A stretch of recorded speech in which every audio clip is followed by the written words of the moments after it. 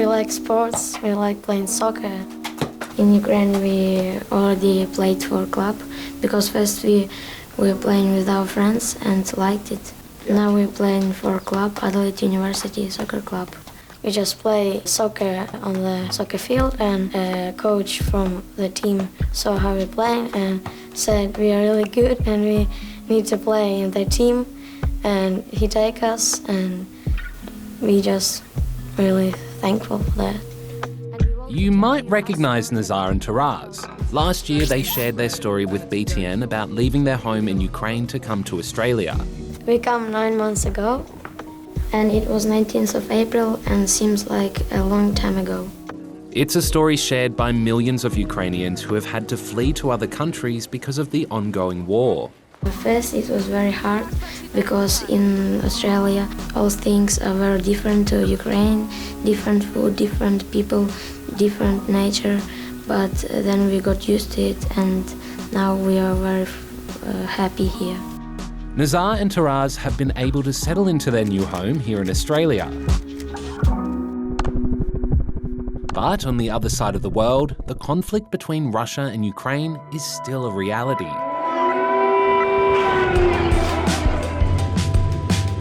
It's now been 1 year since Russia invaded Ukraine. In that time, hundreds of thousands of people have been killed.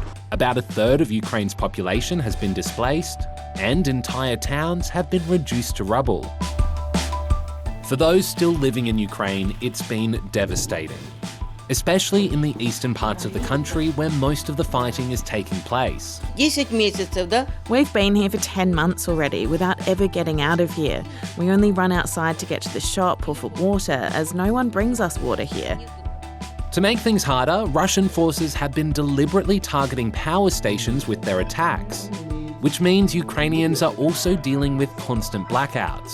That's probably the worst, because we can stay with no water for some time.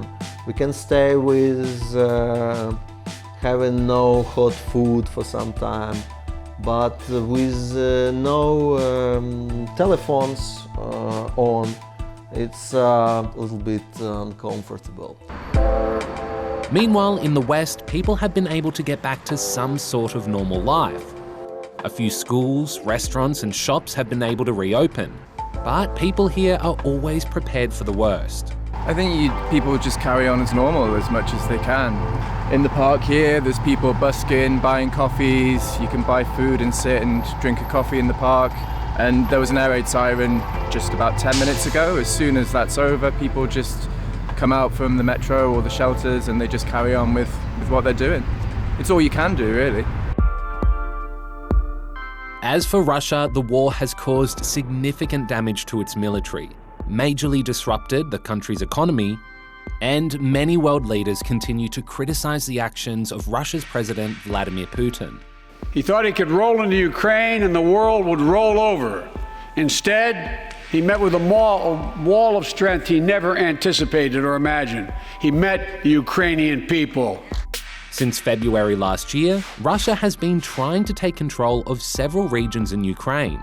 And while it's been successful in some, Ukrainian forces have managed to take back control of several areas. I think you look at what's happening now. Russia annexed or said that they were annexing territories a couple of weeks ago, and right now Ukraine's already liberating quite significantly large areas of that.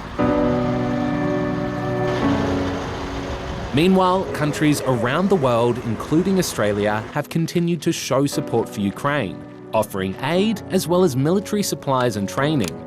And while Ukraine's President Volodymyr Zelensky is certain his country will emerge victorious, there is still no end in sight for the war. We know Russia will lose. And we really know the victory will change the world. And this will be a change that the world has long needed. Our president helps a lot in the country and the people that in the armies and fight with Russian people to help that Ukraine will live.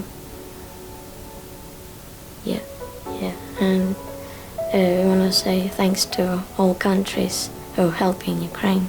It's really appreciated. Now, if you're feeling worried or upset about that story or anything else you've seen in the news, make sure you talk to someone about it. You can also call Kids Helpline on 1800 55 1800 or check out our website. We've got some resources up there on how to deal with upsetting news.